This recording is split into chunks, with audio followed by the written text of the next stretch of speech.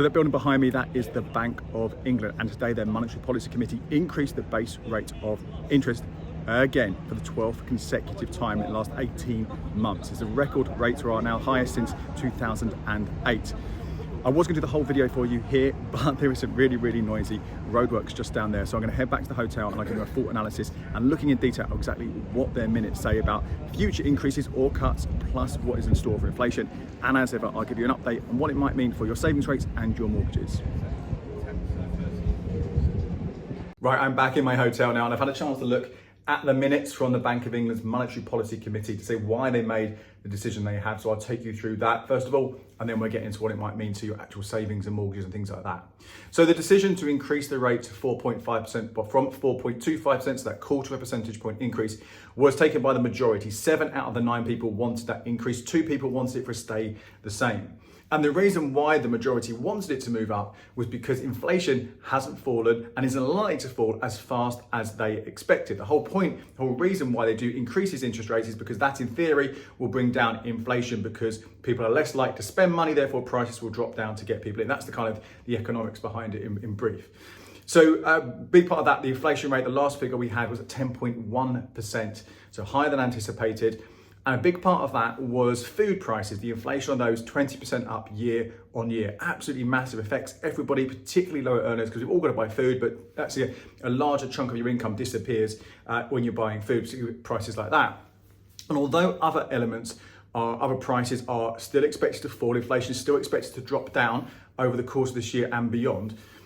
Things like energy, for example, still expecting those to drop quite severely, quite significantly, still nowhere near where they were before all this kicked off, but that will drop a lot, that will bring inflation down. But food prices aren't expected to drop as fast. And in fact, when I say prices, sorry, really important thing here, food inflation isn't expected to drop because they are still going to remain high. Falling inflation rates, it's still inflating, it's still getting higher, just not maybe as a higher rate. So we still expect food prices to go up, but they will not go up as much as they were, hopefully, but they will be going up faster than other things. So from that point of view, the Bank of England committee decided they want to increase rates again this time. Now, their projections for the rest of the year, based on that, they're looking at inflation to be dropping to about 5% by the end of 2023. Now, 7 weeks ago, the kind of outlook was that inflation would drop to maybe around 3% by the end of the year, perhaps even go below that to about 2.9%. So that is a lot higher, a significant amount more they're expecting inflation to be at the end of this year than their previous predictions. So what does that mean for future base rate increases or with these meetings? Well, the markets before today's meeting, they priced in that by this summer, the market would be around 4.8%. And that would probably indicate 2 increases, one with 4.5%, which we've seen today, and another one maybe to 4.75%, either in 6 weeks' time or 12 weeks' time. But at some point this summer, I think there's probably still a good chance that we will see another increase after this one. And after that, hopefully, it will either stay at that for a bit, and then over the sort of coming years, maybe it will then gradually drop down. And they're saying in this period of 3.5%, where we kind of get to over the next few years. So nowhere near where we were before, but obviously higher, not as high as where we are right now. Now, what I want to say with this, and I say this every time I do these videos, you've got to take this with a large pinch of salt, because if you watch some of my previous updates, I've told you what they've said, I've told you what analysts and economists have said, and what happens the following meeting is often very different. Last month they were saying, that's it, we won't be increasing again, hopefully, or the expectation we wouldn't, and then we have. Or they expect one thing to happen, another thing happens, and going back even further, the amount of time an increase or a decrease was nailed on to happen, it didn't happen. It's only really been in the last 18 months where we've had these 12 successive increases that we generally have seen constant hikes. I will obviously let you know in 6 weeks' time exactly what is happening. But from now, the anticipation is we've seen this increase and we may well see one more. So what does this mean then for your actual money right now? Let's talk about mortgages, obviously, because it's not going to affect all of you having a mortgage, but it will affect you if you have a landlord who has a mortgage. So if you with your mortgage right now is on a tracker rate, or your landlord's mortgage on a tracker rate, that basically means it follows the base rate plus something on top. So it will change almost instantly. Today, tomorrow, whatever it is, you would be paying more on your mortgage because of that. Landlords, of course, they've got to decide whether they're going to pass that back to you or not. But that tracker rate mortgages, they are going up by 1/4 of a percentage point straight away. And that might not be a huge amount in one go, but you've got to remember going back, and if you've got a mortgage, you'll know because you'll see it coming out of your account every single month on a tracker mortgage. That's a lot over the last 18 months. All those increases added together means you're paying significantly more now than you were a year and a half ago. If you're on a variable rate mortgage, well then that may well change. It can change at any time, and it's likely, I imagine, that the banks will make, that lender will make that change. So you are paying more, it might not be the full amount, but they can make that change. So again, keep an eye on that and see exactly what happens to your rate. If you're on a fixed mortgage, nothing is going to change right now. But of course, when that fix ends, you are going to be facing a market is very different like to when you fixed previously. If you fixed 2 years, 3 years, 4 years, 5 years, whatever it was, much, much lower than where rates are right now.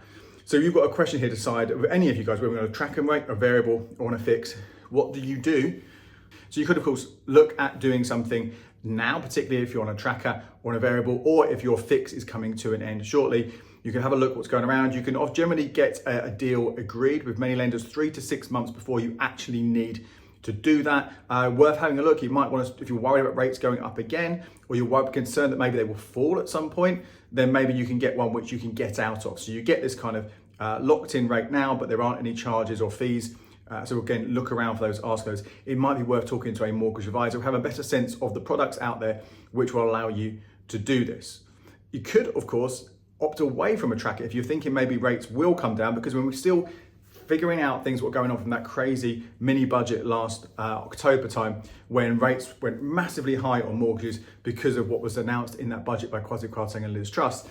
So you might be worried, well, actually, what, they're still high because of that. Will they kind of settle back down? And maybe. So again, you might want to stick on a variable or a tracker mortgage, which you can get out of much easier than a fix, on the hope that rates will come down. But again, mortgages aren't my speciality. And I would say talk to someone like a mortgage advisor who is absolutely across all of this. They know the ins and the outs. No one knows what is going to happen, but they have a better indication of what products might be best for you.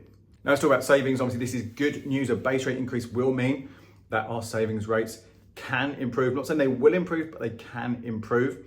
Of course, it's still well below that inflation rate, the best you can get right now. So you're still losing money, but that doesn't mean you shouldn't pay attention to what you're currently getting, what you possibly could get elsewhere. As ever with these things though, just because the base rate has increased, it doesn't mean that the banks will pass on any or all of it to you. Some of them will not do anything at all. They won't change anything. Some of them, if they do give you an increase, it might only be a fraction of that. And what I would say is, if you currently have a savings account and you get a notification saying we've increased our rate as a result of this base rate hike, don't just assume you should do nothing. It's always a great opportunity just to check what you can get elsewhere. So I obviously do my video update every single month for the best savings accounts, and every day becleveryourcash.com/savings. I'm going in and updating the best buy tables there as well. But you can see, I think a lot of accounts, they have already been pricing in this increase. So it may well be that we don't see increases from some of the top providers because they've already done it over the last few weeks in anticipation of this. Or we might see a few of the ones who are slightly below that, adding on a quarter percentage point, perhaps the whole thing, if not some of it, which puts them to the top of the table. And then in return, some of those ones below it might respond by going up again. And that's what we have seen over the last few weeks. But again, there's no guarantee we'll see changes straight away. There's no guarantee we'll see changes that take them above the current best buys. But what I would say is have a look at the best buy tables, have a look at what you're getting right now. If you're getting an easy access account less than 3.3%, then I think it's worth moving your money across. 3.71% is the highest right now from Chip. If you are looking to fix your savings, it could be a really good time to do this. I know a few months ago I was saying to you that it looked like they had peaked and they were dropping back down from that high of last October. They've started going back up again, and just a few weeks ago, it was possible to get 5% on 1, 2, 3, 4, 5 and 7 year fixed accounts. That's dropped down a bit now. The highest around 4.95% for those longer fixes, 4.91% for a 1 year fix. But that is still very, very high. So if you can lock your money away, yes, there is the chance that if we see another increase in the summer, that rates go up again.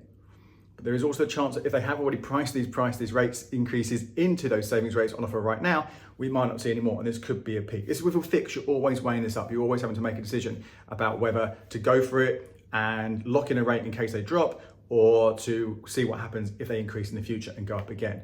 Personally, I think it's a good time to be looking at fixes. And as I said, absolutely really, really, really vital that you do just check your easy access savings right now. That's it from this video. I'll give you another update over in 6 weeks' time. So make sure you hit subscribe if you haven't already. My name is Andy Webb. Thanks so much for watching. Until next time, cheers.